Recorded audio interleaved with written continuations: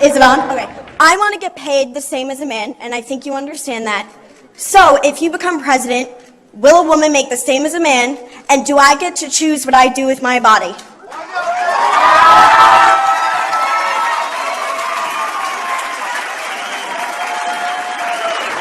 Is it on?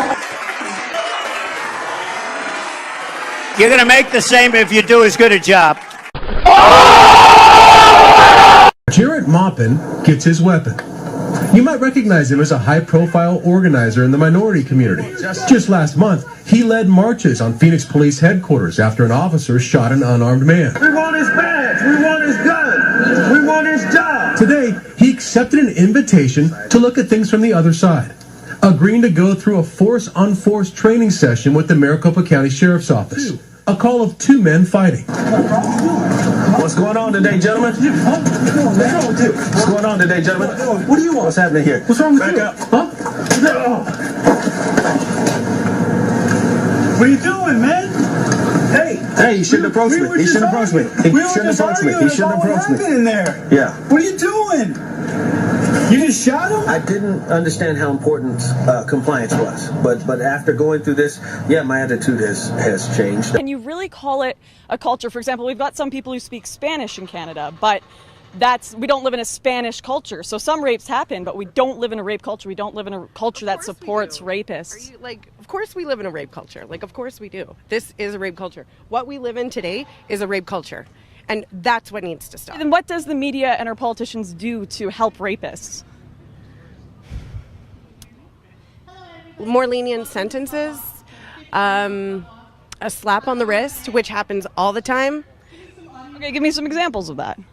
You know, I'm not here to give you specific examples, Lauren, but I know that you know, and I know from experience from watching you that you know exactly what I'm talking about. And I don't need to go into details because I don't have any specifics. How you feel when you be the hashtag? Hashtag. I have done my research. I've done my research. You're fucking old. Old. You're fucking a white male. Yes. In America, yes. Look at all the fucking black people that are Mexicans. That's not a fucking issue compared to the black people that are police. Bullshit. The white guys are right. You're a white man. This is fucking bullshit. The dominant narrative in America is white people are evil, white people suck, we should be ashamed of ourselves, and I don't think we should be ashamed of ourselves. I think that we should take responsibility for the system that we've created. The best system in the world? Oh, we do not have the best system in the world. Who has a better system? There are many European countries that are much better off than us. You mean like the European countries with a higher density of whites, like Northern Europe? Gotcha, bitch! That's one way to phrase it, I guess. You don't mean Turkey. No. You don't mean Eastern Europe with the communists. So the only time you can come up with a system that's better than America, it's a country that's more white than America.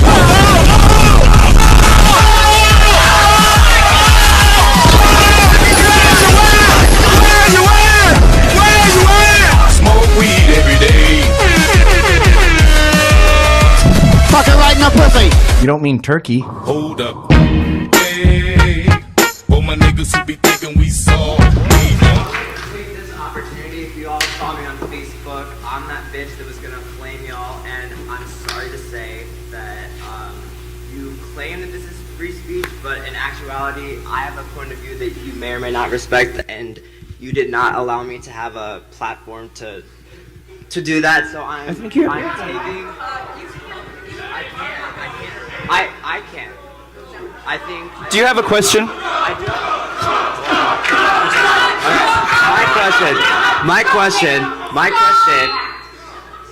is, if rape culture is a myth, then explain why Kesha was not allowed to break the contract with her executive when he obviously raped her. I'm not going to comment on an individual case that I know nothing about. You're obviously better educated in pop culture than I am. I'll have to pass, I'm afraid. Basically, in 2015, what's left of sane society rejected the argument that fat, ugly, obnoxious land whales were in any way desirable, attractive, or healthy. Fat Pride militants enjoyed weeks of positive press coverage during their campaign of vandalism, harassment, and even bomb threats directed at Protein World. All because the company dared to use a thin and healthy model for their beach body ready advertisement. But Protein World did the unthinkable. They refused to bow to mob intimidation. They refused to apologise. The result? This relatively small company made well over $1 million in 4 days just from all the free publicity. They then unveiled an identical skyscraper-sized beach body ready billboard in New York City. The fat acceptance movement was dealt a huge blow. You're simplifying the issues that were on the plate of the nation at that point. I mean, we were looking at reverting a depression at that point. Everyone, the Fed chairman... I disagree that we were going into a depression, but go ahead. Do you have a degree in economics? Yes, ma'am, I do. Highest honors. From Belgium, it's called Sirens, and it is described as an irreverent feminist manifesto for the 21st century.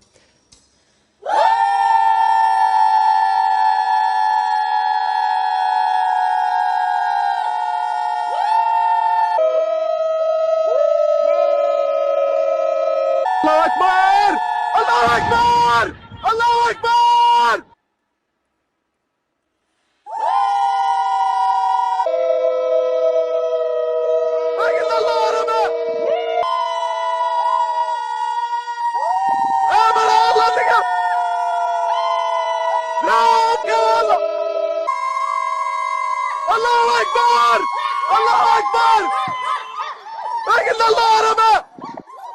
If a dictator provides clean water for their people and they could drink it, you could go there and drink it and you're fine. It's not like Mexico, you go and get sick. If they provide free health care, a dictator provides free health care, I like that dictator. If he provides university and education for everyone, I like that dictator. But Cuba has the highest literacy rate in all of Latin America, including almost California, okay?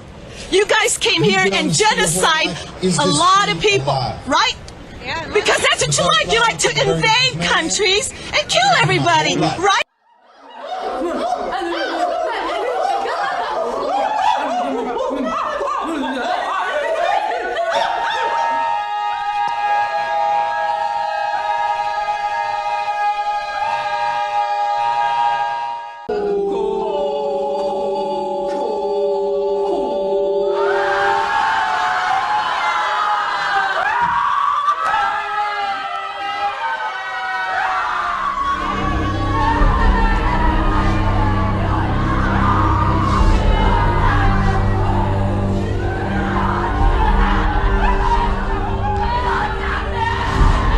It's a frightening and disgusting trend in the world of online gaming. Hackers rewriting code to simulate sexual assault. Online, they can take your character, lock them in place, have made their character pantsless, and then can simulate sexual assault with your character, and you are helpless to stop it.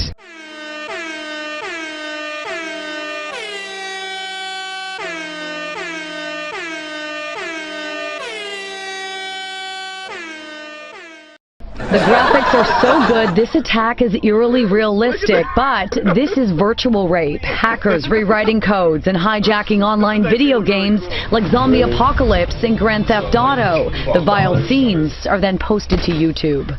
That's deplorable and should not be allowed anywhere. Like, they should be banned off the servers immediately. And Sam Meggs, an avid gamer and blogger, tells me in some cases these hackers, also known as modders for modifying the game, will talk to victims on their headsets during the attacks.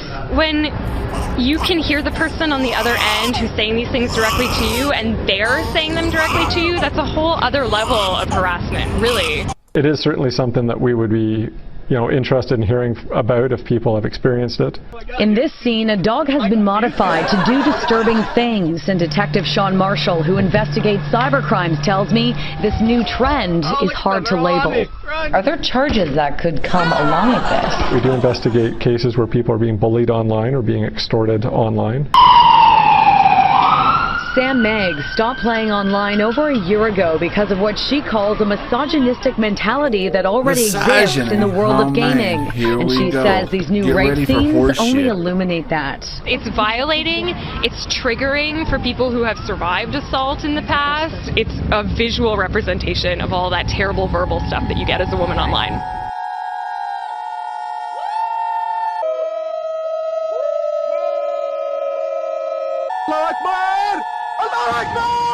My fear is that the whole island will become so overly populated that it will tip over and capsize.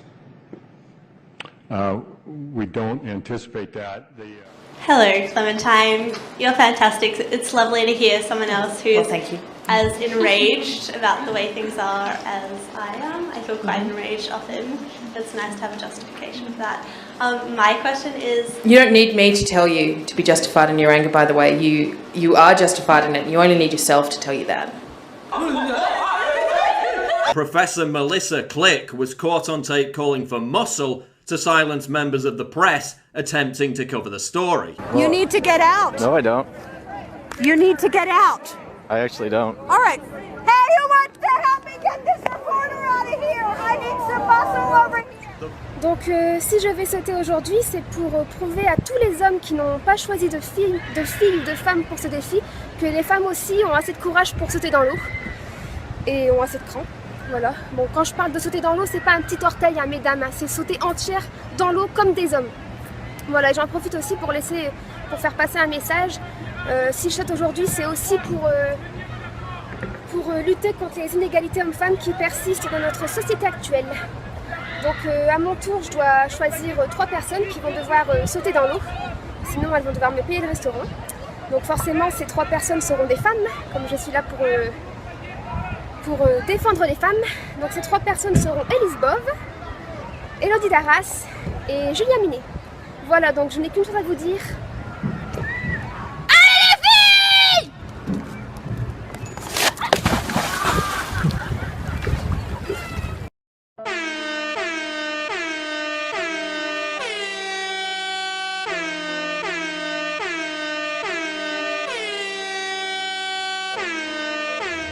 Unsafe space here for all. Stay quiet. For all Stillman students. You understand that? As your position as master, it is your job to create a place of comfort and home for the students that live in Silliman. You have not done that. By sending out that email, that goes against your position as master. Do you understand that? Then no, I don't agree with that. Then why the fuck did you accept the position? Because Who I have the fuck hired you? I have a different You vision should than you. step down! If that is what you think about being a master, you should step down! It is not about creating an intellectual space! It is not! Do you understand that? It's about creating a home here!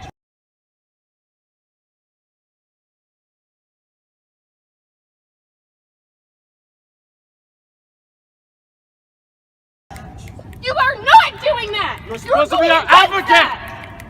You should be at the event last night when you hear her Franco say that she doesn't know how to create a safe space for her freshmen in Silliman. How do you explain that? These freshmen come here, they think this is what Yale is? Do you hear that? They're gonna leave, they're gonna transfer because you are a poor steward of this community. You should not sleep at night. We're out, we out. You're disgusting.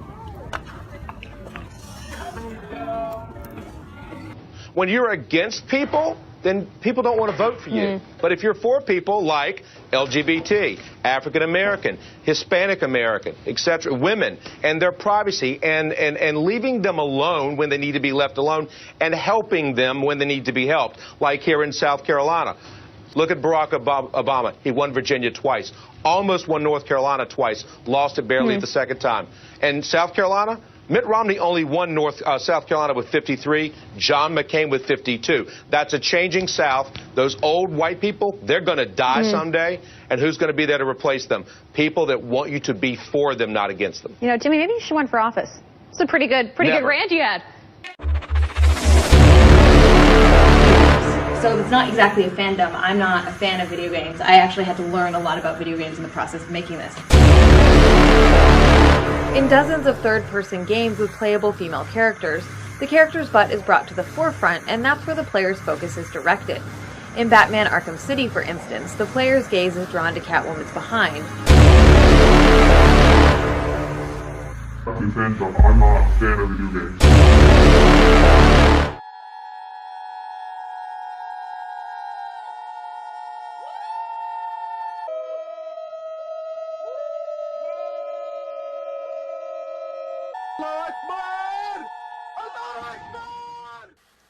I am the feminist who is out to ruin your life.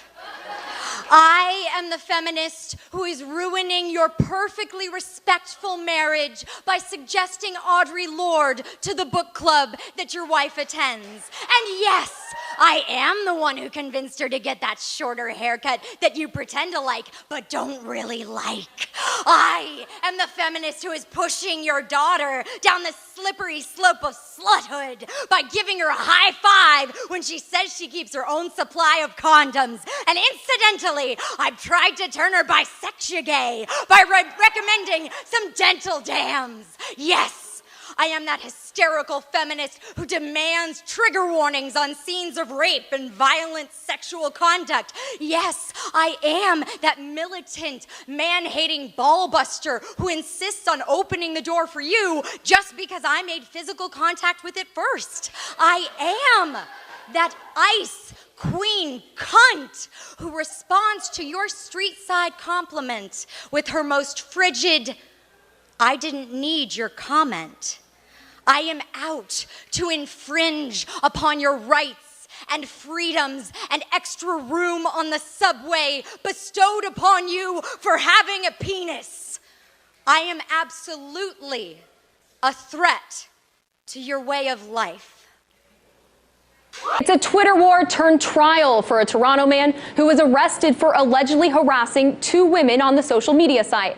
But Elliott disagreed with the two women's campaign to publicly shame the creator of a video game where you punch a feminist in the face. The Twitter war broke out. The two women said in court they felt creeped out when Elliott continued to interact with them on Twitter, even when they said they blocked him. Now, systematic or continued unwanted or annoying actions falls under the legal definition of harassment. Elliott tweeted, @LadySnarksAlot. How'd you feel if I was so delusional to ask you to not retweet me? You want control? Use your email, not Twitter. But a judge will decide if you can control unwelcome comments on Twitter, or at least criminally prosecute the people that make them, even if they aren't necessarily threatening in nature. A decision is expected October 6th. If guilty, Elliott could face 6 months in jail. A verdict, Elliott's attorney says, could have serious implications.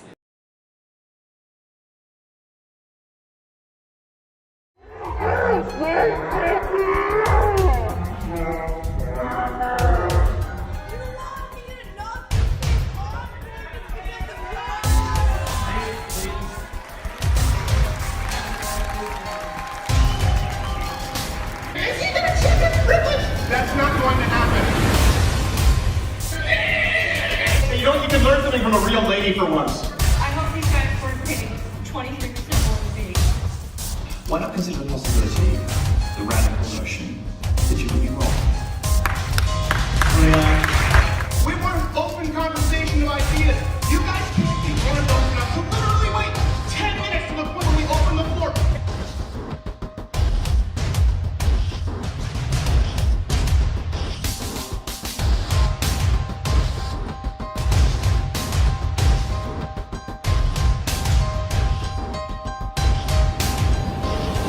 Here to provide some adult supervision. Psychologist! Calm down, young lady.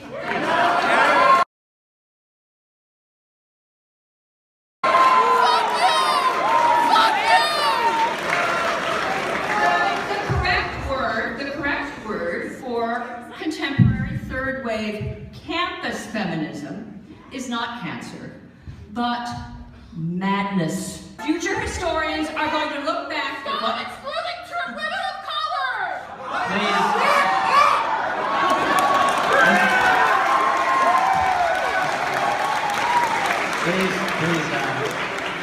Future generations will look back. All right, yeah, get him the hell out of here, will you, please? My free speech! No, they're not.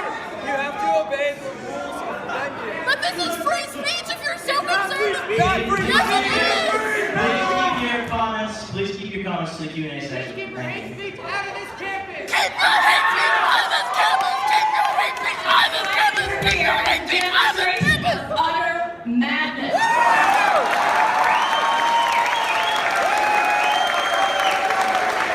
It's going to be impossible for future historians to understand what happened on the American campus this decade. We have campuses across the country. You have armies. Stop talking to us like children! Stop acting like a child.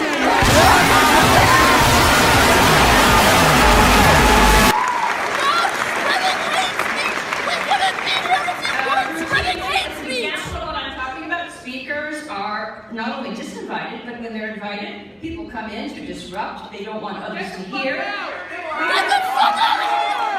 But I'm the wrong person to be. Wait, save it when Milo comes back. Wake up. What do you want? We gotta stop listening to this rhetoric that's in the media. Michelle, what do you people want? What do I want? Michelle. When you say you people, what do you mean? The complaining black people blaming others for the failure of their parents and their lives. What complaint blaming have we others for whatever it is you complain about. What is it exactly do you want from white people?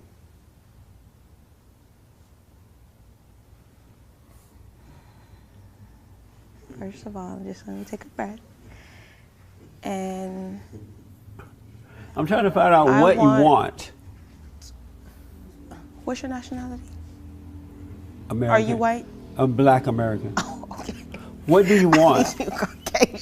Oh, you do? And why do you think that? Why do you think that? Because you seem to separate yourself from us, should I say? In put what us on way? the other side In what of the way? fence. In the ways that you've specified thus far. Meaning what? Tell me. Give me an example and tell me what you mean. How you mean? What do you people want from white people? Meaning that I'm not with you. Oh, okay. I got It's just y'all by yourself, right? Let me explain why I do that. What you don't know is that there are two realities in life. Mm-hmm. One is that of good and one is that of evil.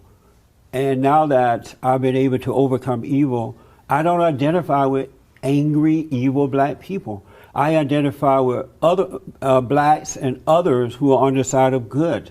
And so that's why I say you people, because I have to divide myself or separate myself from evil and go along with good. So that's why I do that. What is it that makes us evil? I'm sorry, your anger, your blaming others for your problems, your lack of love and respect for yourself and others. Okay.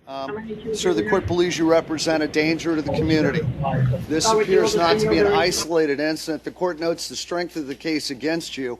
The court also notes that a police officer had a shot taken from him, most likely from the vehicle you were in, where there were two guns found, where shortly thereafter you bailed out of that car. And Your Honor, don't interrupt me, sir. Sir, don't interrupt me. Dale, wait up. Hold on, Dale. Hold on, Dale. And they found you with a gun holster on, hiding in water under someone's dock. Yes, the court does believe you represent a danger not only to the people of the community who own homes, who own vehicles, but the court also notes that a police officer had a shot taken at him. So, anything you want to add, Mr. Miller? Yeah, my reading of the probable cause affidavit never places Mr. Clark inside the car. Okay. Running from the area where the car was. And the co-defendant Wesley admits that Clark was there with everyone else to burglarize the vehicles in the area. Okay, so the guns are found in the car. Mr. Clark is never connected with the car. Again, how are we connecting him with the shot being fired? Sir, I'm going to say shots goodbye. Shots are being fired, and he's running from the scene because shots are being fired. Right. And he's got a holster. In light of what's happening Got it. Your Honor, Sir, in light of what's happening in this country, with unarmed black men being killed by police. Don't hand me that. Don't hand me that. From shots being fired even go is down a that very road. I'm reasonable not going to let you response. go down that road. That is so off base. We've got a young man. I don't care what color he is. He's in a neighborhood he doesn't live in at 1:41 in the morning, hiding on under somebody's dock in the water with a holster on after a police officer had a shot taken at him. Don't hand me this. He's a black man running from police brutality. Look, that is not appropriate in this case. That's not there. I'm not going to let you poison this case with bringing in something that has nothing to do with it. Your bond's $100,000 on count 3 and $100,000 on count 4. Thank you. Now, Donnie Heath, I got to take a break. I'll be right back. If you are in this religion, you probably do have values that are at odds. This is what liberals don't want to recognize. You may be from a country, as there are many, many Muslim countries that either have Sharia law or want Sharia law. Those values are not our values. I actually strongly disagree with that, Bill. I think that it is incredibly important, particularly now after the Paris attacks, particularly now with ISIL raging around the world, to stand up for real diversity and to say our diversity is our strength. So keeping women as second-class citizens is just diversity? I'm not saying that. But you are saying that. No, I'm not. That's what it comes down to. No, I'm not. What I'm saying is we in Canada are not going to say Muslims are worse than Christians or are worse than Jews or are worse than atheists. The ideas are worse. No, and their culture is not worse, and we also appreciate that ISIL does not represent Muslims, and it's now more important than ever to say that and to stand up for diversity. I mean, it is very, very wrong to demonize a religion. I'm not demonizing. I'm just reporting. You are making it a demonization. And you don't do it by saying to them Muslims are bad. But you're not saying Muslims are bad. Right. You are saying that. We're saying the ideas need to be changed. You're saying their ideas are bad? Killing women for being raped, I would say, is a bad idea. We need to kill all men. The only answer to that is to kill male babies. When I saw the title, I thought it was a satirical article or something making fun of modern-day feminists. That's what I immediately thought by looking at the title, because it seemed very sarcastic. But I was quickly reminded that modern-day feminists and their SJW brethren have been operating under Poe's law for many years now, meaning that it is impossible to tell when someone is trolling or satirizing them and whenever it's the real thing. So the title of the article reads as follows: I don't care that you land a probe on a comment, your shirt is sexist and ostracizing. Now, just reading this title, I'm sure you can probably imagine what kind of rhetoric it consists of in the article. In a nutshell, the two authors of this article, a man and a woman, find it deeply offensive and problematic, as the word they like to use, that one of the lead scientists on this project decided to wear a bowling shirt that had moderately scantily clad women embroidering it. Yes, this is what they got outraged over. On this day of monumental scientific achievement, this is what feminists decided to hone in on. And that should tell you a lot about their worldview and the way their minds work. And also keep in mind that the man who wrote most of this article is the co-founder of Polygon. So yeah, that's not really much of a shock. So first of all, I would like to point out how ironic it is that feminists want to attack and defame a man for his clothing, and yet if you were to criticize a woman's clothing for any reason whatsoever, feminists would proverbially burn you at the stake. You know that less than 10% of rapes are actually reported. Okay, where's that? To the cops. Where's that? It's from all of the women's organizations. You can look it up online. You can find it through the socialized organizations that study rape. I participate with an organization that works as a rape crisis center. We base that on the number of calls. The police know, based on the unofficial reports, the third-party reporting, and the direct reports. This is not a secret that about 10% of rapes are reported. So how do you know 10% of rapes are reported if the others aren't? Because those people call the women's centers, they ask for help, they seek medical attention. So they are reported. 12 weeks. It does not look like that. It's a clump of motherfucking cells. No hands are shown for that time. You're just a white fucking privileged racist fucking male that doesn't stand for women's rights. Get the fuck out of here. Fuck dipshit. And get that camera out of my face either. Fuckwit. I want to call the police. Fuck you.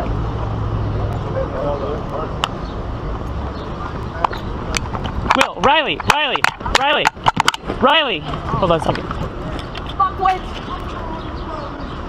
We are calling the police, ma'am. You are fucking white male privileged assholes. I'm calling the police right now. What you are is a racist motherfucker as well. How dare you fucking do this kind of shit, asshole?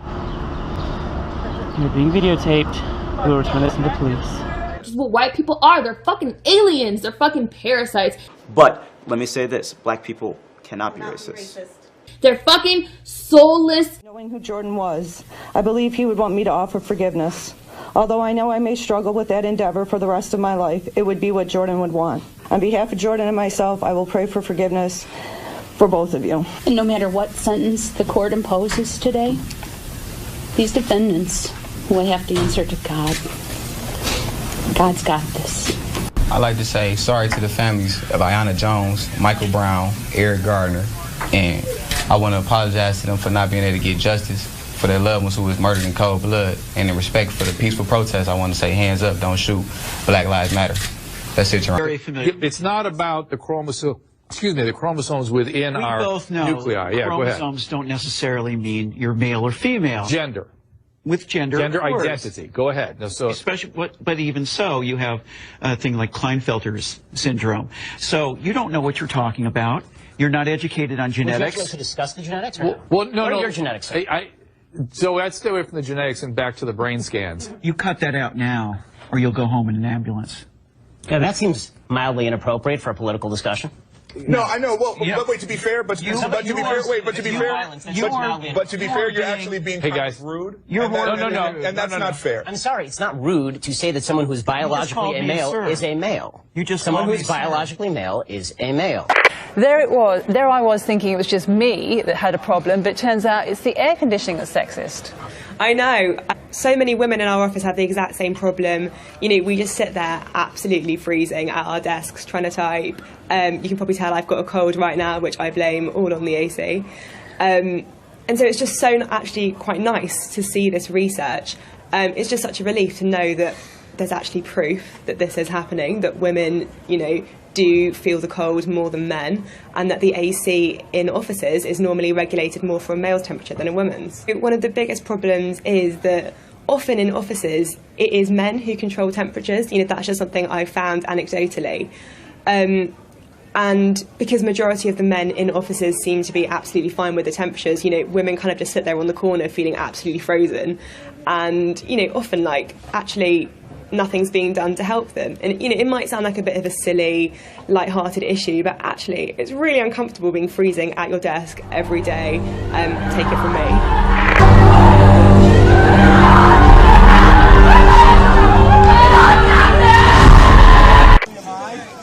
I'd be a lot freer if people like you were put in prison as retaliation for the collective crime of racism, anti-Semitism, misogyny, and homophobia. All you fucking God-botherers are war criminals and liars and charlatans. Atheism forever! Is this a death tryout? No, this is real. I'm throwing back everything you dirty Goyim have thrown back at us. Hitler was a Christian! He killed Jews because his non-existent God told him to! Hitler was a practicing Catholic! Hell, I even found on the internet a picture of a Nazi swastika. It was made by the Nazis, and it had a cross on it. It said, "God is with us," in German. Yeah, so don't give me that whole crap about Nazis. You know what? Atheism is apolitical. Stalin was an atheist, but you know who else was an atheist? Ayn Rand. So atheism has got nothing to do with politics, but only about the facts. And the fact is, you look up in the sky, and you know what you see? Sky, clouds, and the sun. What we are saying is move the hell over. Other people deserve that platform. Other people who are not white, who are not men, and who are not of the people that you call privileged. Yeah, go for it. Is it not true that to have a different opinion isn't the same as telling other people that they shouldn't have or they can't have an opinion? Smoke weed every day.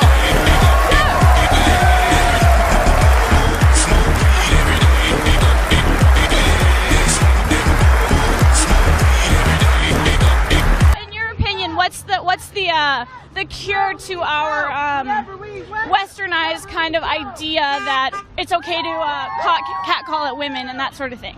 What is the solution in your opinion? What is the solution to catcalling? Certainly not walking around in my underwear.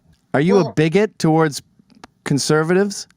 No, I'm not a bigot towards conservatives. Okay, I think if anyone's a bigot, no offense, but I think all of you are the bigots. You're all the white cis male bigots, you know, and you're attacking people that are, in your opinion, lower than you. Like Michael, I want you to get laid, okay? I can tell you don't get laid a lot. When you do all this white knight shit, it turns pussies dry. If you I'm not a white knight, okay? If you want to get laid, you gotta grow balls. When you do this fucking faggot shit, women don't want to fuck you. Even the biggest feminists, their boyfriends are fucking bikers. You need to grow your hair long, get a leather vest, and sit on a fucking crotch rocket. I'm proud to be a social justice warrior, okay? Everyone keeps calling me that in the comments. And no one is gonna fuck you, ever! What? Do you know how dry pussies get when you say social justice warrior? Let me just stop you so you don't waste a line of questioning. I'm just giving you... I love the mansplaining. I'm enjoying it. You're loving what? The mansplaining that's going on. Well, just talking me through how by not answering the question, by repeating processes which are not related to the question that I've asked. What's mansplaining, Senator? Well, it's the slightly patronising and condescending way that you're responding to my questions. Well, I would suggest, Senator, that if you're putting the word man in front of some description of what I'm doing, you're doing that which I'm sure you're very much against, is making a sexist implication about how I'm conducting my role as a man. Well, then the easiest way to do it... Is that what you're saying, Senator? Well, what I'm saying is that the way you've been responding to me has been patronising and condescending, and I have responded to that. So the easiest way to deal with this is not to have that way in responding to the questions I've asked. Imagine the reaction, Senator, if I said you were woman-splaining. You're saying that I'm mansplaining. Well, it is a term that's used. Is it by whom? Well, it is a term that's used. By rude... Doesn't make by rude senators. By senators no. who are seeking to make gender an issue. Stop being a hypocrite. Well, Conduct yourself appropriately for this place. I'm sorry you're so offended by the use of the word. It is a word that's used. I'm surprised that you're so shocked by the use of the word. No, I'm just calling hypocrisy. Hypocrisy. Thy name is Labor. Thy name is Senator Gallagher. Hey guys, so today we're going to protest at a university for fun. And as you can tell by our signs here and our fedoras, we're obviously 100% serious. Are you fucking kidding me? No! Feminists are sexist! All feminists are sexist! All women are sexist! All women are sexist! All women are sexist!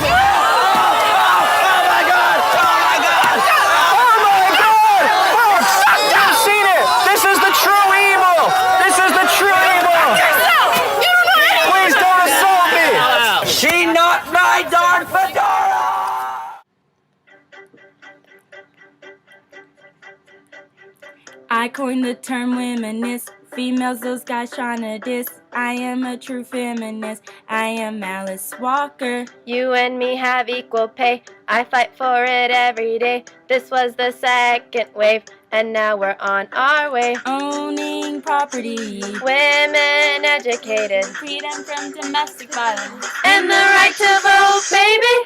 Hey, I just met you.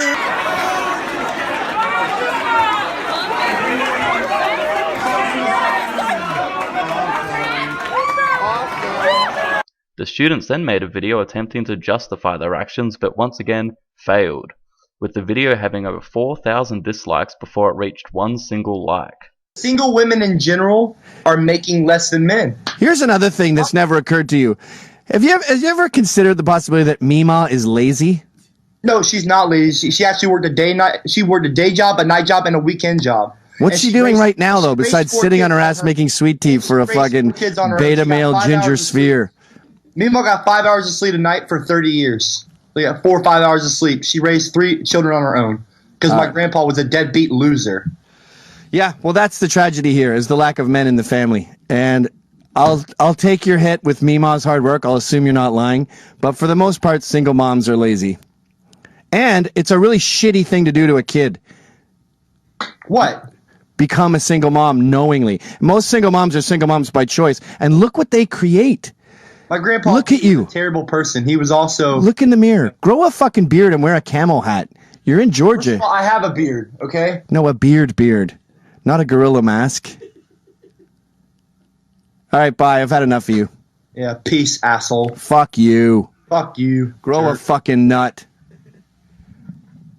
In the variations of a market economy, but Mark, 2% you and is your nothing statistics, compared to 200%. You're narrowing it to university graduates there in order to get a statistic which is not borne out by the greater society. Yeah, but in your statistics, they're women who are choosing to work fewer hours, Andrew. You're just playing wrong. I don't think that's always the case. We need to go back over this statistical analysis again. Aside from the statistics, let's... Wow, a feminist that doesn't like to use statistics. Who could have seen that coming? So let's look at the notion that women over the past 40 years, we are better educated, which means we have more financial freedom. We don't need a man like we may have needed a couple of decades ago. Do you think there's any truth to the argument that perhaps men feel sort of threatened because they no longer have that power or do you think there's any... No, I think the average man's doing quite fine. They ignore most of the left feminist claptrap. They ignore people like Van. Gotcha, bitch! Who are a very, very minority interest in our society. She's a self-declared anarchist, way on the extreme left of politics, representing perhaps 0.001% of thought in Australia. So she's safely ignored. The real issue for men is, can they keep up in the education system? At the moment, among university graduates leaving every year, 40% are male, 60% are female, a massive advance for women in this country. And when you look at the bottom of society, when you get away from Van's debate about women like her, because left feminism is essentially selfish. Shots fired! Shots fired!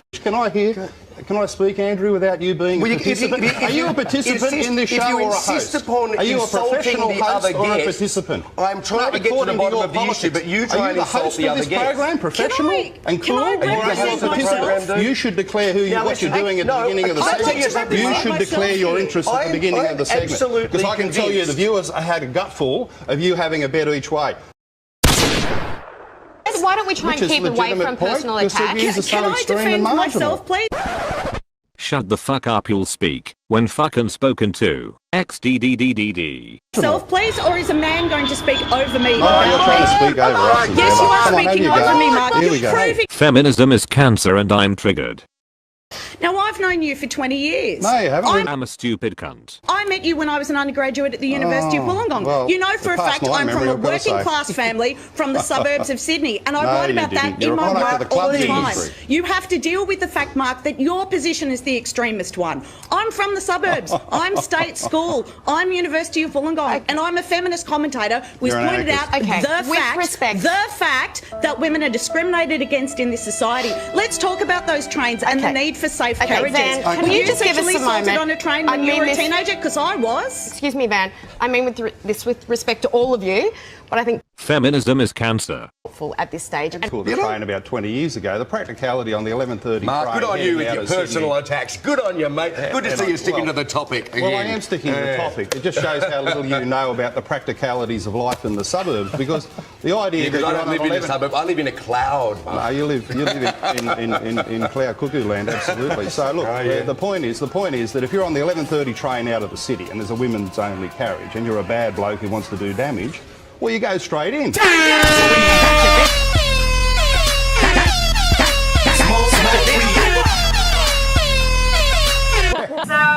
there was this everybody saw the feminism is cancer thing on in the library and got tore down and stuff, right? Whoever did that deserves a slap on the bottom. Oh my god.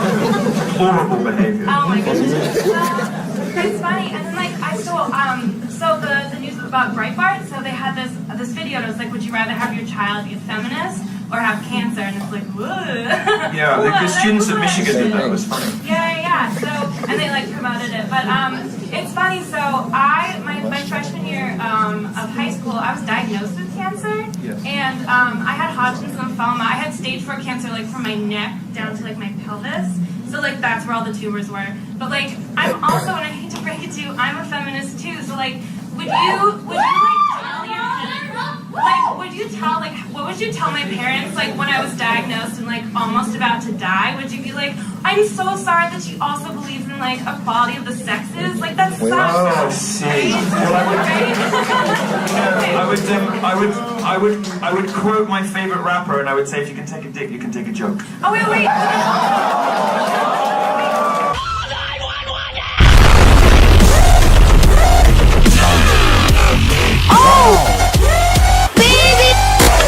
You talk about law school, and I think it's interesting to note because I think we're both feminists. I never considered myself a feminist. All during my professional career, whether it be a lawyer or a judge, I never belonged to a woman's organization. I didn't want to be, I wasn't a woman lawyer. I was a lawyer who happened to be a woman, and I wasn't a woman judge. I was a judge who happened to be a woman. I actually never felt, probably I was too stupid to know that I was held back at any time because of my gender. And I still don't feel as if there was any time in my life when I thought that being a woman held me back. You define yourself. If you let other people define you, that's a mistake. Because I think we're both feminists.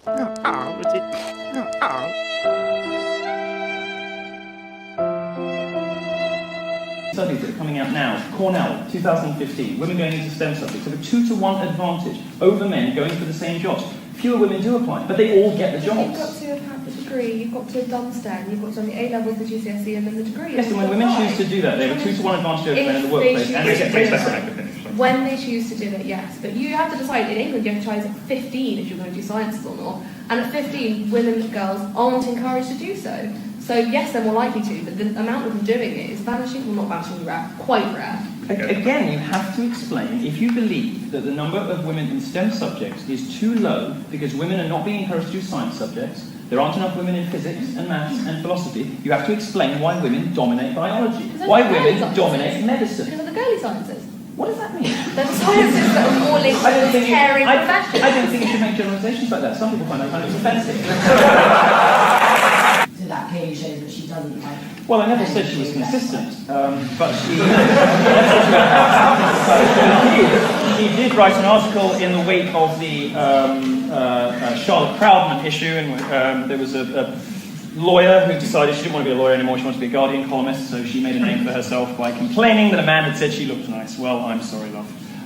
So she went to town, publicly shamed him. I suspect this is verging the realms of ad hominem attacks. I am really interested to hear where you're going there, because I don't think I read it. In your piece, you said that if it was a man, you'd probably have laughed. Do you want me to quote it? I'm genuinely, yes, I would, because I'm not saying you're wrong, I just don't remember writing it. Okay. I'll find it while you're After this, one last question, just to clarify. Yeah, it was, if I knew that a male member of staff was speculating about how I look naked, I would cause the sort of fuss that would make Charlotte Proudman look meek. If I heard a female colleague doing the same thing about Andrew in accounts, I'd probably laugh and I might even join in.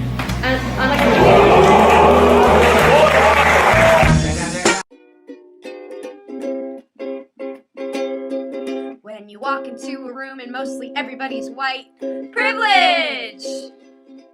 When you make out with your partner and it's totally alright, privilege! When you need a pill and you don't get no shit from the far right, privilege! Oh, privilege! We've learned to ignore it. Our invisible knapsack is where we store it. Privilege. Liberals need to stand up for liberal principles. This is what I said on last week's show. Obviously, I got a lot of hate for it, but all I'm saying is that liberal principles like freedom of speech, freedom to practice any religion you want without fear of violence, freedom to leave a religion, equality for women, equality for minorities, including homosexuals. These are liberal principles that liberals applaud for, but then when you say in the Muslim world this is what's lacking, then they get upset. Yeah, even it gets. So hold on, are you the person who understands the officially codified doctrine of Islam? You're the interpreter of that, so you can say, well, this is. I think I'm actually well educated on this topic. I'm asking you. So you're saying if I criticize you're saying that Islamophobia is not a real thing. I'm not denying that certain people are bigoted against Muslims as people, and that's a problem. Big of you. But the But why are you so hostile about this? It's gross. It's racist. It's not. But it's so not. It's like saying those stateless, shifty Jew. You're not listening to what we are saying. You guys are saying if you want to be liberals, believe in liberal principles like freedom of speech, like we are endowed by our forefathers with inalienable rights, like all men are created equal. Ben, we have to be able to criticize bad ideas. And of course we do. No liberal doesn't want to criticize bad ideas. But Islam at this moment is the motherlode of bad ideas. Jesus. So we have That's ideas just a fact. like blasphemy. It's an ugly apostasy. It is gross. It's racist. As more details come out about the sexual and physical assaults during New Year's celebrations in Germany and other parts of Europe, we find that some of the suspects are in fact asylum seekers. And I want to show you something. It's my shocked face. Sexual assault and rape. You know, I'm not a sociologist, so I don't know. All I know is pretty prevalent in all societies. Right? I mean, look at the Catholic Church, right? Look at that, what happened. Just raping kids and covering up and at the very top. And these aren't just morons on a street on New Year's Eve, right? So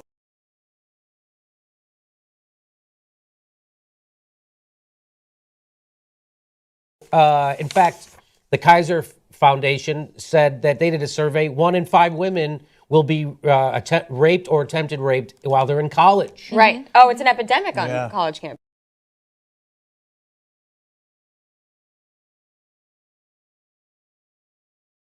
So all of a sudden we go, but we have a big rape culture problem here in the United States, right? So I don't know enough about their culture to push back, but I do know about my culture. Yeah. So look, I don't think that their culture is rapey, but I think it's right because it's more indisputable. Nuanced than Yeah, it's this story is so frustrating because I think we all know, and Anna, what you were saying is that it's going to be used as a cudgel to sort of like beat the same old drum of racism and bigotry about the people from the Middle East that are these refugees, and talk about what their cultures say or don't say, and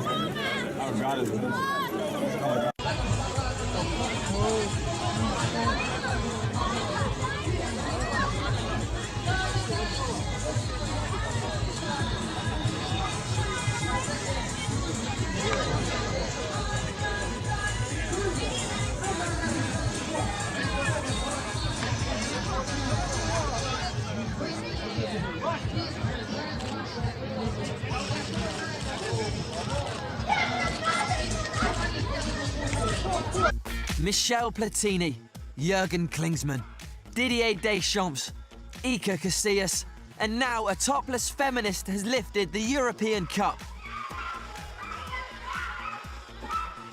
Jana, an activist in the feminist group Femin, peeled down her top, revealing the words, flip Euro 2012. Well, something like that. She then tried to pinch the famous trophy. Luckily, security forces were on hand and couldn't have been quicker to surround her, scuppering her plans. Femin believes Euro 2012, which will run in Ukraine from June 9th to July 1st, will lead to a surge in prostitution in the former Soviet Republic and entrench the country as a sex tourist destination in Europe. The group is planning to carry out a series of stunts during the tournament.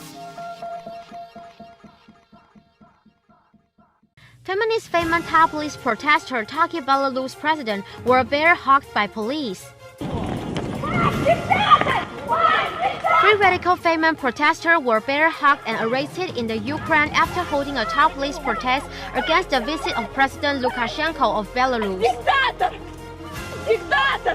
In Kiev, they tried to wake up the president up at night outside the building where he was staying, calling him the last dictator of Europe and accusing his government of repression. The protesters removed their tops to expose statements such as "Dictator, get out!" "Dictator" across their chests and backs. Security officials hold them away. Femin claims that in December 2011, its activists were kidnapped and robbed up by the Belarusian security service, who led them in a forest near the Belarus-Ukraine border.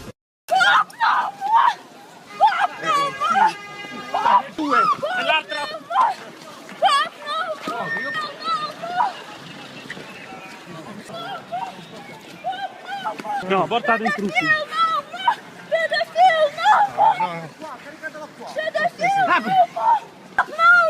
Chiudi qua, chiudi. Basta. I want you to like cover up. You can put your protest all you want. Just cover up. I mean, if there was no kids here, then it wouldn't be a problem.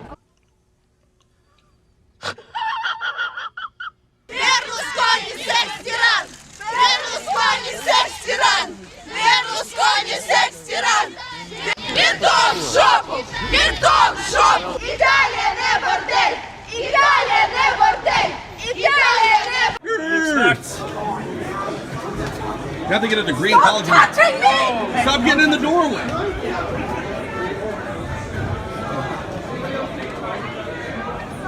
Excuse me, guys. Oh. Kind of crazy. Oh, yeah.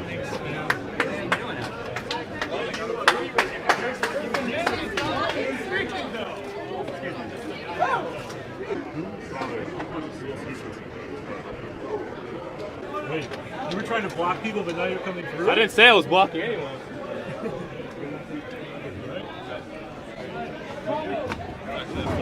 Do not touch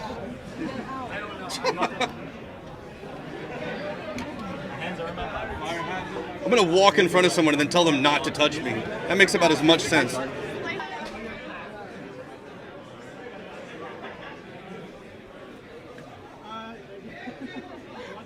Dude, are you guys racist? You're not letting in African Americans into the speech? One looks like a Nazi. Shots fired! Shots fired! I'm a fucking Nazi. I'm a fucking Jew, man. So you please look don't like call me you a look like a Nazi. motherfucking Nazi. Oh, because I shaved my exactly. head? I shaved my fucking head. I'm a Nazi. Relax.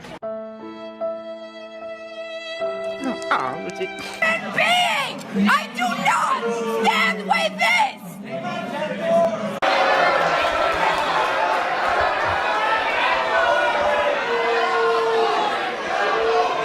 No one's buying what you're selling anymore.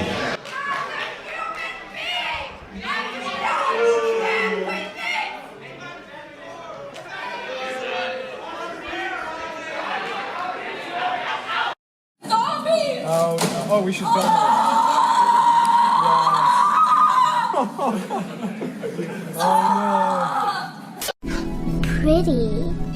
Pretty. What the fuck? I'm not some pretty fucking helpless princess in distress. I'm pretty fucking powerful and ready for success. So what is more offensive? A little girl saying fuck or the fucking unequal and sexist way? It's time to stop! It's time to stop, okay? No more! Where the fuck are your parents? Who are your parents? I'm gonna call Child Protective Services. It's time to stop! Society treats girls and women. The continued sexism, girls and women's stale face. Instead of cleaning these girls' mouths out with soap, maybe society should clean up its act. This is what a feminist looks like. You touched me. I never touched you. I never touched you. Oh, now it's the breath. Can't help you. I never touched you. I never touched you. Can't help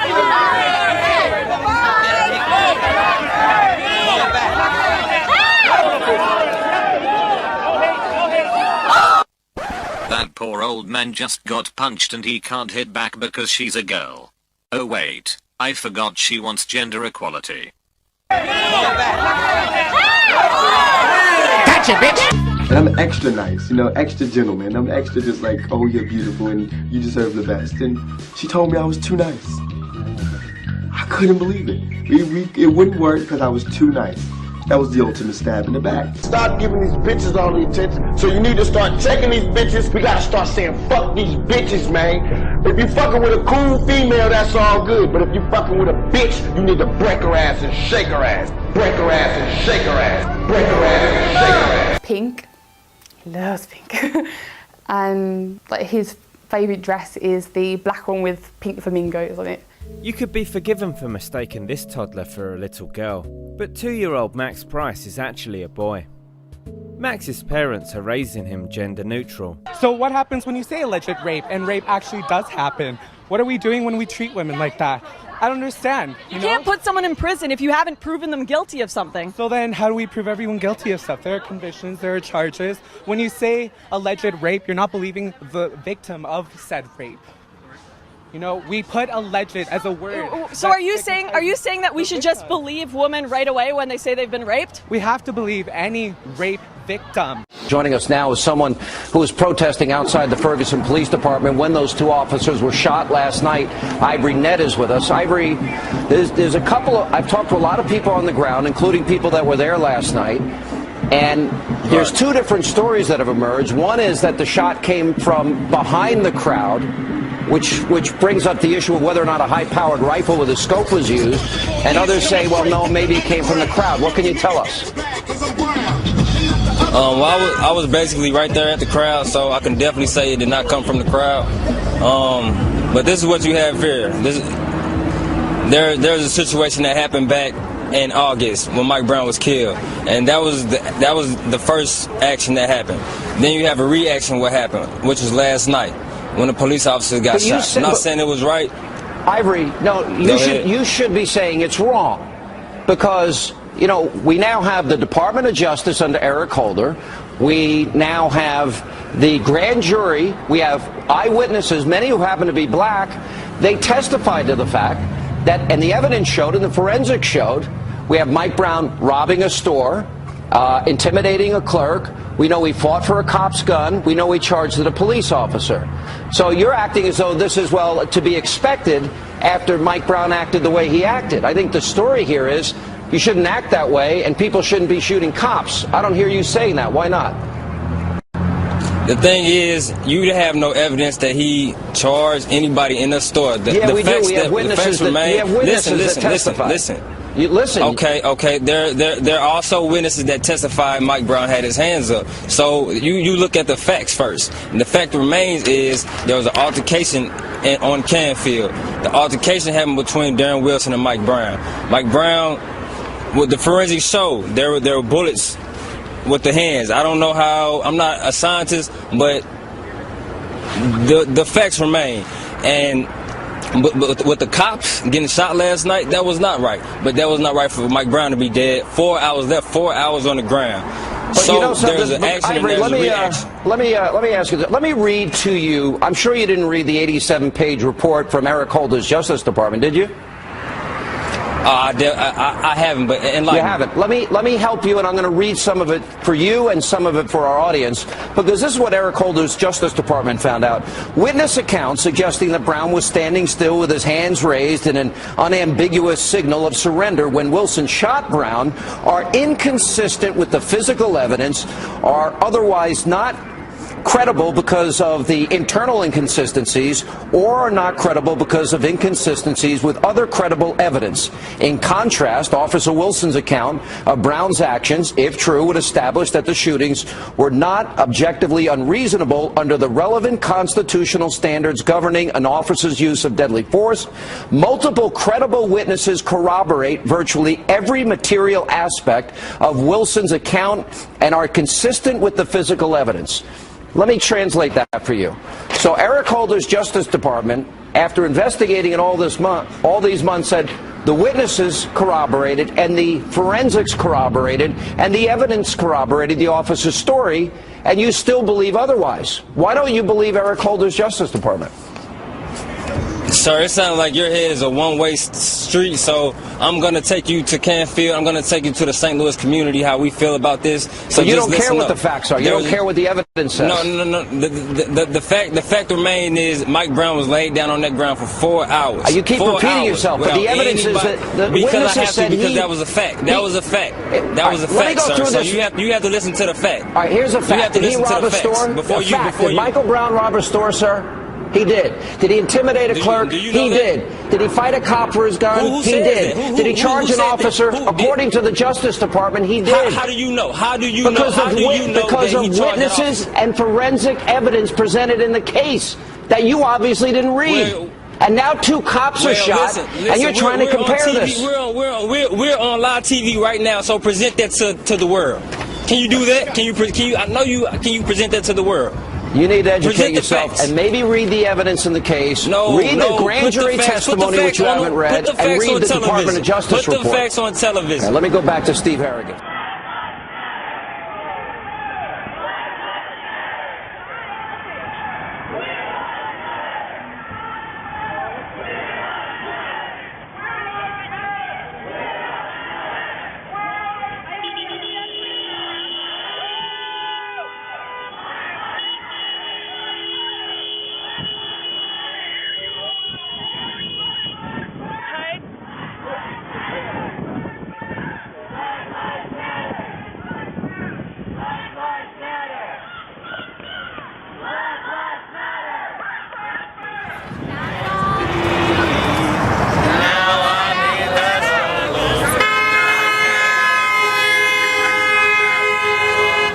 So confident am I, that they are the most intellectually lazy people on the planet. I wrote them a guide on how to beat me. I tweet it every week.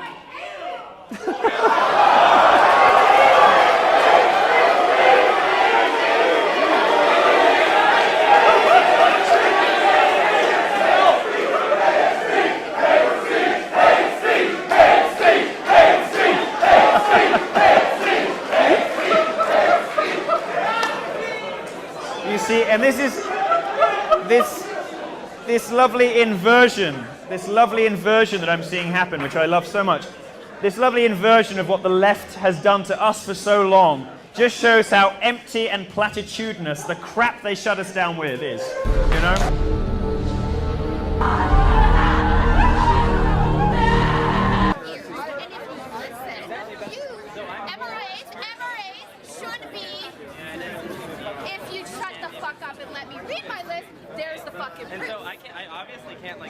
So, number one, shut the fuck up for a second. Feminists do not want you to lose custody of your children. The assumption that women are naturally better caregivers is part of patriarchy. Feminists do not like commercials in which bumbling dads mess up the laundry and competent wives have to bustle in and fix it. The assumption that women... We're working on it and you guys are trying to dismantle it. But if you'd fucking listen... I don't believe they do. Then why are you part of the organization? Saying that we're trying to take away their rights? How are we trying to take away their rights? Why? Can you shut the fuck up for a second too? Well, so I can read my fucking list so you guys can actually answer those questions. Does someone have the yellow flyer with that actual quote so we can both have it in front of us? On a website or are these like This is a list of the things that we're working towards. Now, if you would shut the fuck up for the 50th billionth time, these are things that we're agreeing on, and these are things that you've actually all got skewed fucking views on. You think that feminists are trying to take away your fucking rights, but as a matter of fact, what we're trying to do is we're actually trying to work on the same things that you're working on, but accept the fact that you're just too busy hating women. You can't fucking see that we're trying to actually work on those same situations. Some sort of citation where we actually state that we hate I think. Or are you conflating feminism, which is an ideology, with women? So is MRA, but whatever, that's fine. Okay, so you're a hate group against feminists. You're still a hate an group. ideology. Yes. I also hate a lot of other isms. So you admit those. Racism, sexism. Bullshit. You hate sexism, but you're an MRA. Okay, no, point taken. We win. Obviously haven't read our literature. Oh, I've read Somebody doesn't want to hear what we're actually here for. just want to you're not actually working on anything. You're just creating hatred towards feminism. Yeah, you don't actually work on anything. You're not creating any change in the fucking world. Just actually shut the fuck up. Your fucking website's a hate website against feminists. You're not actually creating any change. You're not working towards anything. You just talk about how much you hate us for no reason. Feminists do not want you to have to make alimony payments. Alimony is set up to combat the fact that women have been historically expected to prioritize domestic duties over professional goals, thus minimizing their earning potential as their traditional marriages end. The assumption... I'm reading, fucking face. I'm trying to fucking... I'm letting everybody else hear it, okay? It's not just for you, Mr. Entitled. The assumption that wives should make babies instead of money is part of patriarchy. That's right. Feminists... Something that you've actually heard of. Derailing for dummies. The author, people, everybody here. Here's the author. Derailing for dummies. A what? Derailing for dummies. Because he doesn't like to actually stay on point. He likes to derail. Okay, that's fine. You made a statement. I said, where's it on our website? I asked a question. You made a statement. I asked a question. This is what we're talking about. In general, like, I'm not talking dogs that need to be trained, that need to be put on a leash. Well, Publish it. Publish. We don't accept this. You know what? I don't give a shit if that's emasculated you, but it's not women's fault. It's not feminists' fault. Why are you making the allegation? To borrow a phrase you just used, the proof is in the pudding. So, and this is the message that we have gotten from MRAs. So if that's the message that you actually have gotten from feminists, that we expect you to pay alimony, or that we expect you to lose custody of your children, then listen the fuck up and understand what we're actually about. Because it's not what those things are. What they'll say is, well, it costs too much money. But you know what? It would cost about the same as what we would spend over the course of 10 years. It would cost what it would cost us. All right, okay, we're going to. It would cost us about the same as it would cost for about. Hold on one second, I can't hear myself. Think that you're so slick. Let me emasculate you because your precious dick can't be my vibrator. We're feeling the frustration from all the exploitation. Prepare for your castration so we can fuck this man's world with all its bullshit. Girls don't deserve it. Here to see what's going on with the young people. Oh, you got kicked out too. Let me recap on you. No. You know what? This happened yesterday. I actually put a video up about the same thing.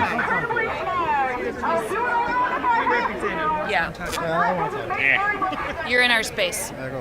Your safe space? Gotcha, bitch! Do you have puppies or kittens in your safe space? Both. Both. Both. Yeah, see, that's the correct answer. Both. You're in our space. Your safe space? Gotcha, bitch!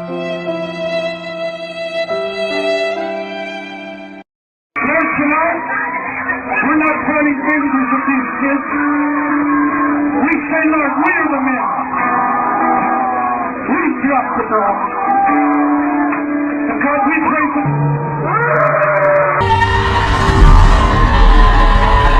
As a feminist, I just want to tear down every poster, destroy and burn every toy, and skip past every trailer that is before my YouTube videos. Mine. You got mail. Our terror is not for sale. Go back to the fucking commune, you hippies. Shut up, you fucking idiot. Shut up, you grape-looking slut. Look at you, fat bitch. Kelly Mullen, Million Student March National Event Organizer. Kelly, good to have you. Keely, I'm sorry. Is it Keely or Kelly? That's okay. It's Keely. I apologize. So what do you Totally want here? fine. What do you want? Well, so the movement, the Million Student March, is a movement for a more equitable and fair system of education, as opposed to the really corporate model that we have right now. So the three core demands of the National Day of Action are free public college, a cancellation of student debt, and a $15 an hour minimum wage for people who work on the campus. And how's that going to be paid? Great question. I mean, you know, so I'm not sure if you're talking on like a national level or at particular schools. I can sort of touch on both. At Well, my if you wanted university, all that Northeastern stuff, University, someone asked to pick up the tab. Who would that be?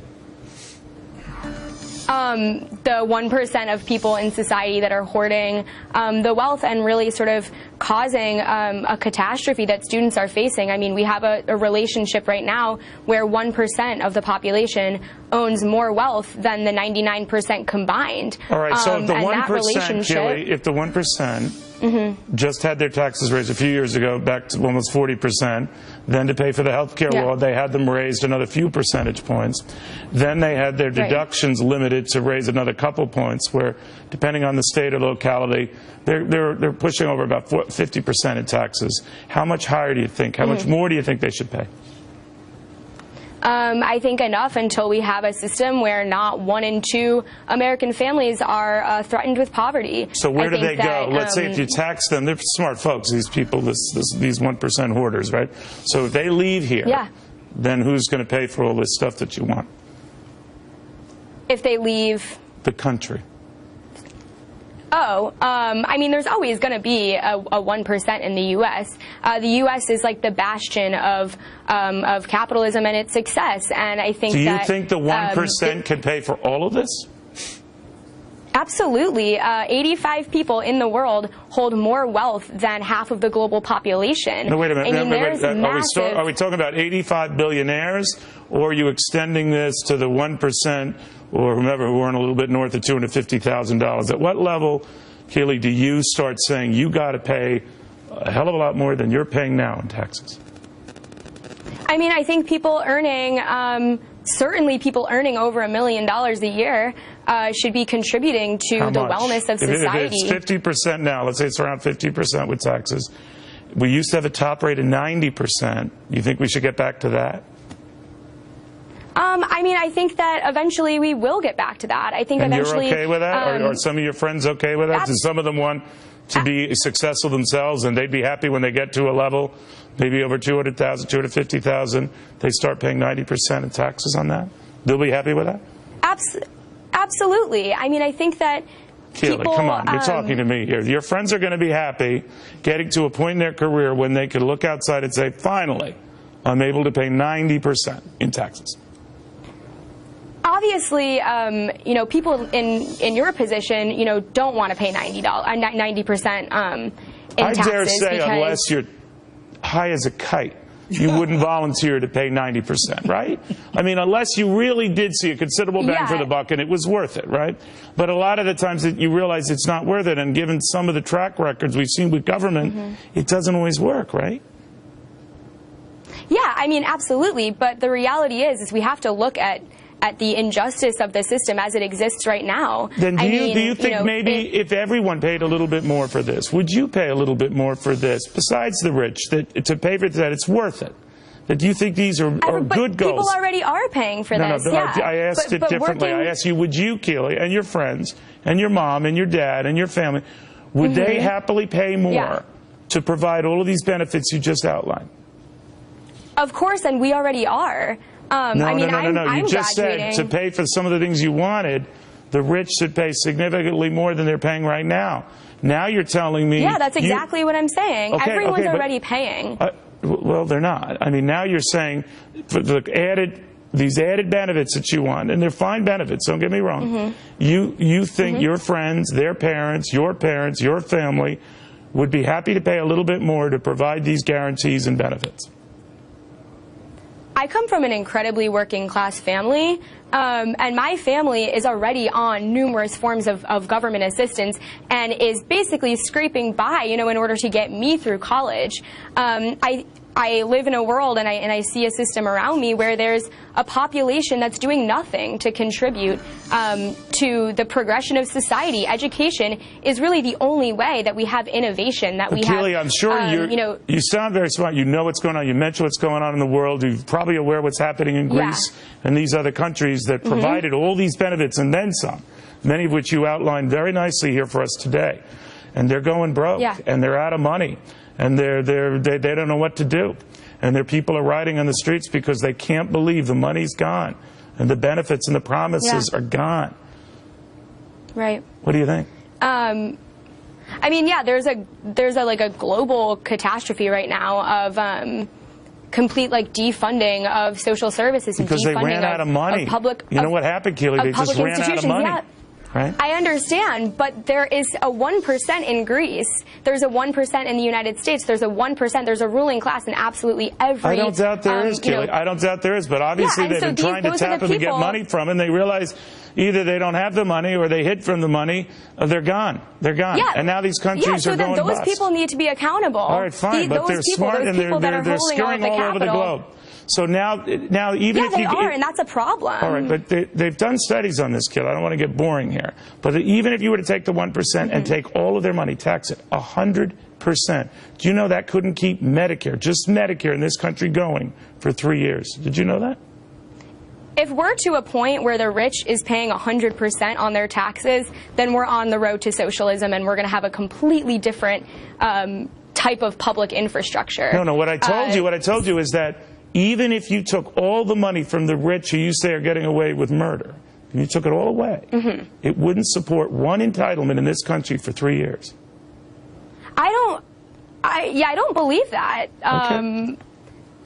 Yeah, I'm sorry, I just don't. That sounds completely ludicrous to me. Do you know that how much it will cost to mandate a $15 minimum wage across the country, to have everyone's student loan debt paid off, to pay for public college for everyone? How much? You have a rough idea on the cost of just the educational part, on the student loan part and the public college yeah, part? absolutely. $1.3 trillion in student debt. That's just a beginning.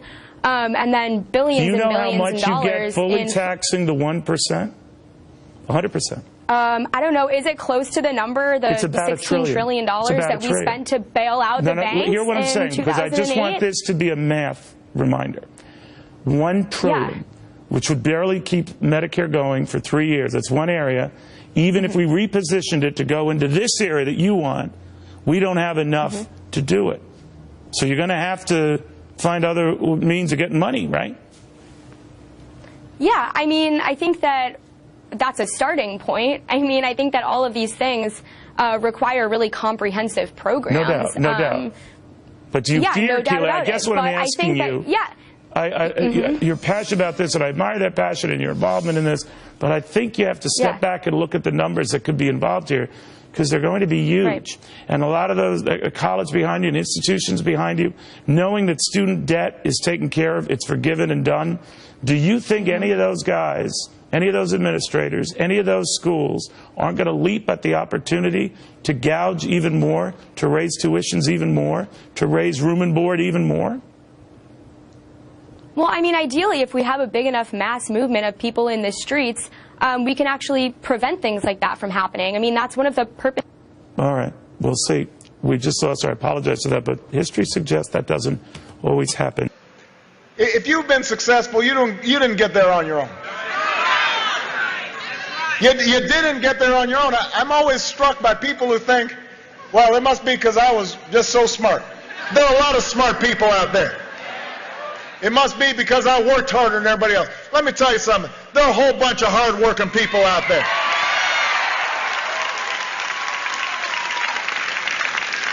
If you were successful, somebody along the line gave you some help. There was a great teacher somewhere in your life. Somebody helped to create this unbelievable American system that we had that allowed you to thrive. Somebody invested in roads and bridges. If you got a business, you didn't build that. Somebody else made that happen. The internet didn't get invented on its own.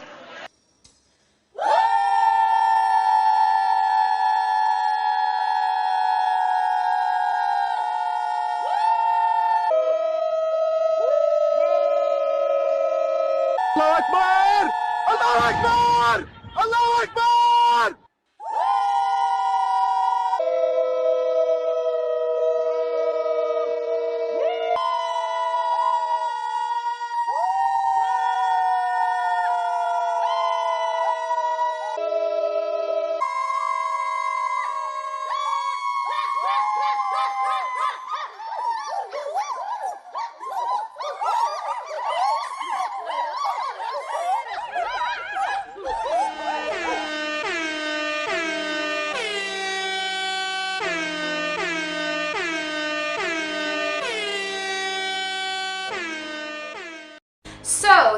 is directed towards people who are already kind of understanding that gender is a social construct, but maybe aren't sold or haven't thought about the idea that biological sex is also a social construct.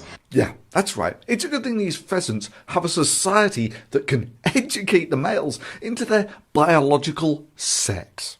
Else, how would they, feel, whatever, the social pressure to grow all that plumage? Because biological sex is just totally a social construct. At age 46, after 23 years of marriage and 7 kids, Stephanie realized she wasn't a crossdresser. She was transgender, a person whose gender is different than the sex they were assigned at birth.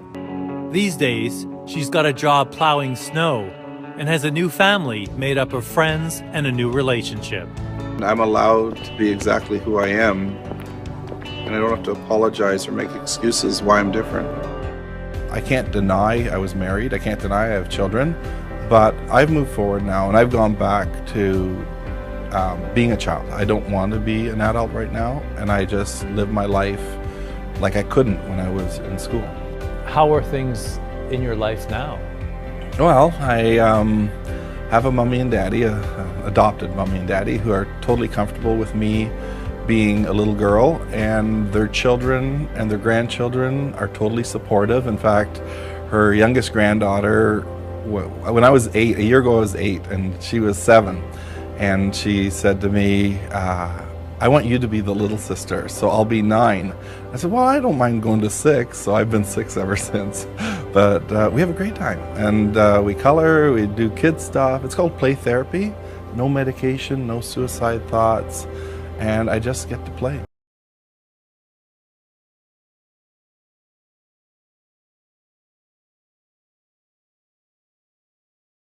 Big question for you. Should companies be forced to publish the wages earned by their male and female staff? David Cameron believes it will help abolish unequal pay in the workforce, but some argue there's no problem to solve. Let's get more on this with writer and broadcaster Milo Yiannopoulos and journalist and author Nikki Hodgson. Ladies first. Nikki, what do you think?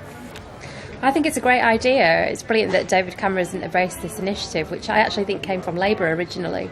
It doesn't need to be a finger-pointing exercise. I think that's the main point to make. This is just a really good chance to look at how boosting women's earning power can boost the economy.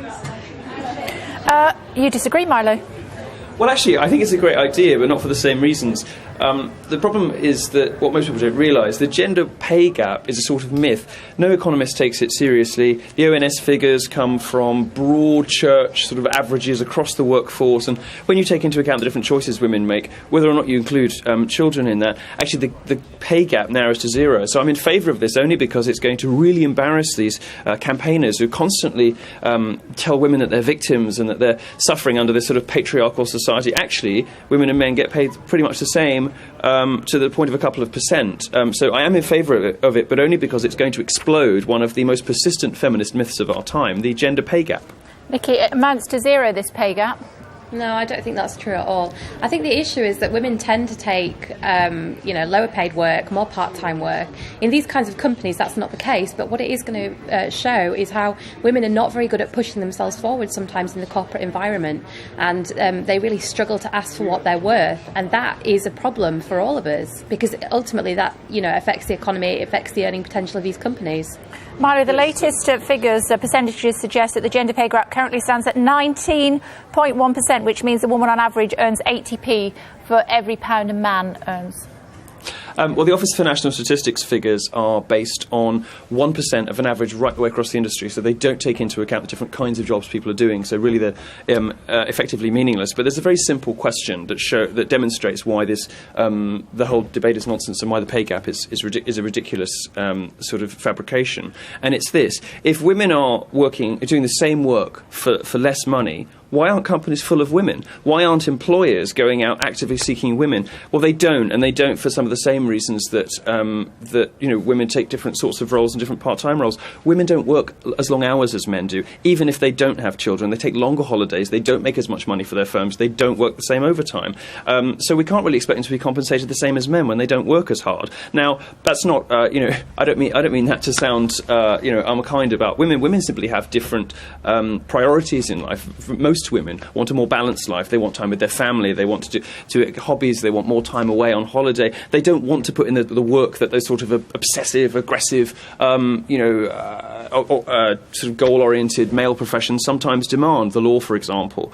Women just aren't really interested in devoting their whole life to work in that way. And the very broad brush figures from the ONS simply reflect that. What they don't show is that a woman going to the workplace is going to be paid less than a man for the same. In fact, under the age of 35 in the UK and the US, women are paid more in the same sorts of roles, and they're 2 to 1 more likely to get jobs in science and maths because employers are so desperate to hire women. Nikki's not generalising at all there about how hard women work. No, exactly. I think there's hundreds of women that won't be watching this programme because they're too busy working in order to argue with that point. I don't think that's true at all. What we really have is a social problem, a problem where we expect women to take the burden of family care, to care for elder relatives, and so as a result they often end up working less hard, as Milo puts it, because what they're doing is they're working second shifts, third shifts, caring for other people. What we need is a culture change to allow women to be able to work just as hard as men if they so choose, and that isn't happening yet. But what would be good about publishing these results is that it would pave the way for a conversation about how society is structured so that women aren't able to function as highly as men are in some professions. Oh, you were too gentle with him. Milo, are you suggesting for 1 second that I do not work as hard as my male colleagues? I take more time off than my male colleagues. Well, I think, and I am not in any way as committed as my male colleagues. I think, and I mean this in the nicest and most complimentary way possible, you're probably atypical in most respects as a sort of workaholic of either gender. You're probably not typical of women. You're probably not typical of anyone in the kind of work that you do. What I'm talking about is not, bashing women for not putting in the hours. What I'm saying is, in general, women look for different things from life. So they look to fulfill themselves to flourish in slightly different ways. And of course, if you take if you look at the end statistics about pay, they're going to reflect that. That's not necessarily a problem. Now, when people lose the economic argument, they always switch to the social argument, as your other guest just did. And unfortunately, the problem is that a lot of this is underpinned by this sort of constant victimhood complex that women are encouraged to buy into. They're given this victimhood script about, whether it's rape culture on campus or pay under the male average. And most of it's based on ridiculous sort of social science studies that don't stand up to the most basic scrutiny. Most of it simply isn't true. And I think the majority of women don't want to be patronised, don't want to be given special privileges, don't want to be given special dispensation. They want to go out to the workplace, be paid what they're worth. And of course, if they want to raise a family, they're not going to get to be CEO or not going to get to to be a partner in a law firm. You can't have it all. You can't do all of these things. And what really sort of frustrates me, and I think frustrates a lot of ordinary women who find these sorts of debates a bit dull and a bit mystifying, is that there's some sort of somehow implication always behind the scenes that being that motherhood is a bad thing, and that it's a bad thing for a woman to aspire to raise a family and to be a mother. Actually, it's sort of one of the most extraordinary things that anybody can accomplish and anybody can do. But there's this sort of assumption that if you do that, then we've got to make sort of special dispensation when you go back to work and pay you more and give you all these benefits and whatever, rather than celebrating the unique things that women can do in society that men can't. You started off that answer, Nikki, by trying to compliment me and take the wind out of my sails. You have a go. Absolutely. I've got no time for that argument whatsoever. Women want to do many varied and amazing things for their lives. Motherhood might be part of that. But, again, if that's such a wonderful thing to do, why are men not bending over backwards to take time off to raise their children? They're not, because the culture is not set up to encourage men to share the load of care. Women, even when they're married and working, do more domestic chores than men do. We've seen these surveys time and time again, and I think it's really insulting to say that women might not be as inclined to work as hard or want different things from life. There are plenty of women who are hugely ambitious. Just look at the number of graduates that we have now. Women are outstripping men. They're getting better degrees. What we haven't seen yet is culture change to accommodate and to reflect that. And I think the other thing is that it tends to be older women often that are also in part-time work positions, but we shouldn't just leave them to flounder. They're often picking up care bills for elderly parents as well as looking after children and the rest of their families. So, I just think Milo's argument is ridiculous that women, shouldn't be paid as much because they want other things from life. OK, Milo, we've been given more time, so you're going to have to work even harder. It's more than 40 years since the Equal Pay Act, and yet still, it is a fact that women do not earn as much as men. No, I'm sorry, it's not a fact. You can only say that if you take broad brush averages across all industries and all genders, and you can say the amount of money going to women is a bit less. Well, It's not. I mean, for one thing, it's illegal to pay a woman less than a man for the same work. Nick, interrupt him, Nikki. Go on. No, they say, it's illegal to pay a woman. If that's the case, then when these results are published, they won't reveal anything. They won't reveal any difference, but they're going to. That's the point. The whole reason David Cameron is encouraging it. I want them to be published because what they're going to show is that at all stages, all else being equal, the genders are paid the same. Or even what they might show, you're saying the culture hasn't changed. I think your argument's 20 years out of date. The culture has changed, which is precisely why there are more women going to university, more women graduate from university, they're getting higher grades, they're 2-to-1 favoured when they go for job applications, particularly in science and technology, and they're paid more, depending on whose figures you believe, up to the age of 30, 35 or 39, it's probably about 35, women are paid more than men. So whatever gender pay gap you're talking about has already been fixed. But it hasn't. So the good news for you is that there isn't a problem anymore, although there used to be, and that if we do release these figures, which I'm very excited about, they're going to prove me right. So I guess we'll have to wait and see. But that's not true. I mean, the point is the gap is there still, and older women in particular suffer more from it from younger women. We shouldn't just leave older women, to flounder, should we? Just because they were part of a generation where it was even more difficult for them to get on. I'm making a specific explanation about where these figures come from, and you haven't really addressed the point that I'm making. What I'm saying is that you can only create this gender gap when you take a broad brush across all genders, all sectors, all work. That doesn't reflect the different choices people make, and employers shouldn't be forced to pay a full-time salary to somebody who works part-time. You haven't come up with a solution to that, and you haven't addressed the problem with the figures, which is that no serious economist treats the gender pay gap as a problem to be solved. No economist thinks this is a problem because they realise what I'm explaining. Is that male economist or female economist, just to be clear? Well, I mean, where I get most of my figures on this from is from a feminist female academic, Christina Hoff Sommers at the American Enterprise Institute in the US, who looks at the figures from the UK and the US, and she does a broad survey of all economists, I'm sure of all genders, but my source for this sort of stuff is generally Christina Hoff Sommers. So she is a female feminist academic who is mystified that this is this sort of feminist myth that won't die. Good for her. Nikki, final thought to you. I just think that we need to see the figures published, because then we can start analysing the data. Publishing the numbers without any analysis of it is obviously going to be a waste of time and no use. But I think David Cameron should be applauded, actually, for this move. I can agree on that much. OK.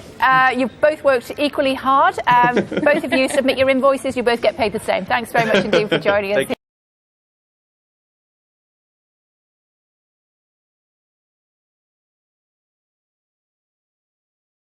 Over the course of her career, a working woman with a college degree will earn, on average, hundreds of thousands of dollars less than a man who does the same work.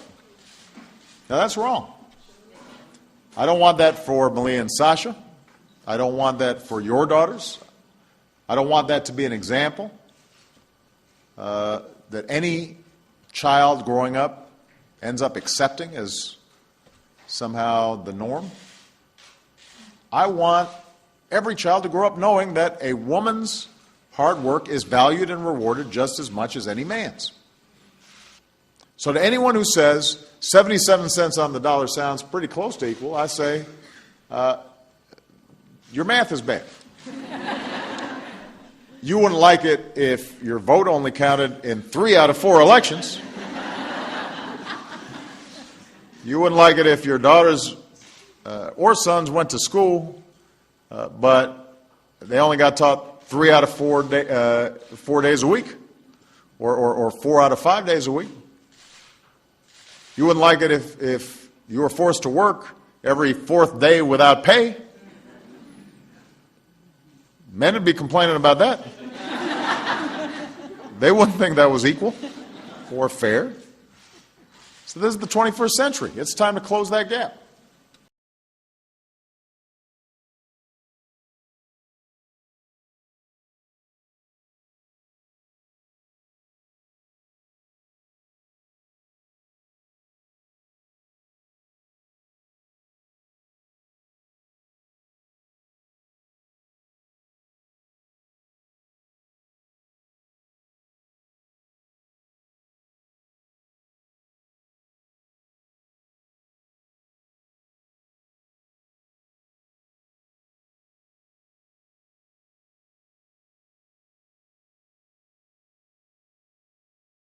Well, one of the things they told me was that he was at the house one night, and we were talking, and he started laughing. He said, "Aaron, what do you think women's liberation was about?" And I said, I had pretty conventional thinking about it at that point. I said, I think it's about women having the right to work, getting equal pay with men, just like they won the right to vote, And he started to laugh. He said, "You're an idiot." And I said, "Why am I an idiot?" He said, let me tell you what that was about. We, the Rockefellers, funded that.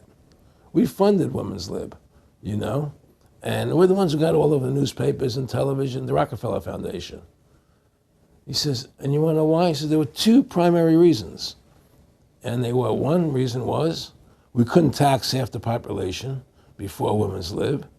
And the second reason was, now we get the kids in school at an early age. We can indoctrinate the kids how to think. It breaks up the family. The kids start looking at the state as the family, as the school, as the officials, as their family, not as the parents teaching them. And so those are the two primary reasons for women's lib, which I thought up to that point was a noble thing. When I saw their intentions behind it, where they were coming from when they created it, the thought of it, I saw the evil behind what I thought was a noble venture. Aaron, did you know that Gloria Steinem, in one of her own books, now admits the CIA funded Miss Magazine? No, I had no idea about that. No, I never heard that.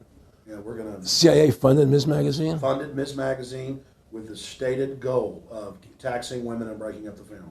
No kidding. I never heard that. Well, Nick told me. I mean, I know it, but not because I know the CIA was involved in it. Well, Gloria Steinem was proud of it. Oh, the CIA wanted to help women. No kidding. So they funded it, yeah. And of course, it's divide and conquer. Right, and of course. What they do is they focus in, obviously, on real problems. Women were getting shafted in many ways, but the elite wasn't planning to help them. They were planning to really shaft them and take men away from them. Look at what they did with black families. You only had about 10% illegitimacy 50 years ago in black communities, and now it's over 90%. And look at welfare. You were going to give you some money, but you can't have a man in the house. Right. And so that was further to degrade the family. Totally destroyed. And now illegitimacy is over 50% in the general population. Right. Well, see, the whole thing is these people control the money, so they make all the rules. You understand? And they put whatever rules they want into effect. And the truth is, America has really become a socialist, communistic country. And everybody says it's a capitalistic country. It's not a capitalistic country. How can it be capitalistic when you have a central bank? That's the first. It can't be. The money. It's a planned economy. It's a planned economy. It's a phony. If they want to create prosperity, they just print dollars. They just make dollars or put digits into the economy, and then now you have prosperity. You don't have real prosperity. You don't have real manufacturing. You just have money being injected in. It's an infusion of credit, which only makes the government go into more debt. Into more debt. But the point I'm trying to make is that by creating this Federal Reserve System, the government now became dependent on these private banks for money. And they started taxing us, you see. And so now what happens is that in 35, I believe it was, Social Security started. And they gave you Social Security cards, said not to be used for identification, the Social Security number right on the card, right? And through Social Security, they started deducting money out of your paycheck. That was the first time they were ever could take money out of your paycheck, because people agreed to it because they thought it was going to their retirement fund. And so then when they instituted the income tax again, they started taking money out of your paycheck because Social Security could do it. And then they could do it again. You see what I'm saying? And so now they've even taken control of the tax payment itself. I mean, literally like you're a slave. They're taking it right there when you make it. Exactly. They don't even trust the public enough to send them a check. Right. So they take it out automatically because they know people aren't going to want to pay it. So what's happened is that through the implementation of the Federal Reserve System, the government has become vested in these bankers, and they get their money from the bankers. And so then they impose a tax on us, which makes us more slaves, makes it more difficult for us to survive, right? Giving them more profits. And now what's happened is that through the Federal Reserve System, the bankers have pretty much taken control of our government. It doesn't matter Republican and Democrat anymore, because they're both the same. Neither one of them are talking about shutting down the Federal Reserve System or stopping the payment of taxes, or any of the big issues that face Americans, right? So I had a friend, Nick Rockefeller, okay, who was one of the Rockefeller family, and he, when I was running for governor in Nevada, he came to me, introduced himself to me through an attorney, and we became friends. We started talking about things, and I learned an awful lot from Mr. Rockefeller. And one of the things that we used to talk about was the ultimate plan of the banking industry, what they wanted to accomplish. And the goals of the banking industry, not just the Federal Reserve System, but the private banks in Germany and England, all over Italy, all over the world, they all work together. They're all central banks, and they're all part of the Communist Manifesto. You know, central banking is one of the major planks of the Communist Manifesto. We talk about America being a capitalistic country, but yet at the same time we have a central bank that plans everything for us, right? And the graduated income tax is another plank of the Communist Manifesto, right? So right there you have two major planks of the Communist Manifesto that have been brought in because of the Federal Reserve System, okay? So the ultimate goal that these people have in mind is the goal to create a one world government run by the banking industry, run by the bankers, and they're doing it in sections. The European currency, the euro, and the European Constitution is one part of it. Now they're trying to do it in America with the North American Union, right? And they want to create a new currency called the Amero, right? And the whole agenda is to create a one world government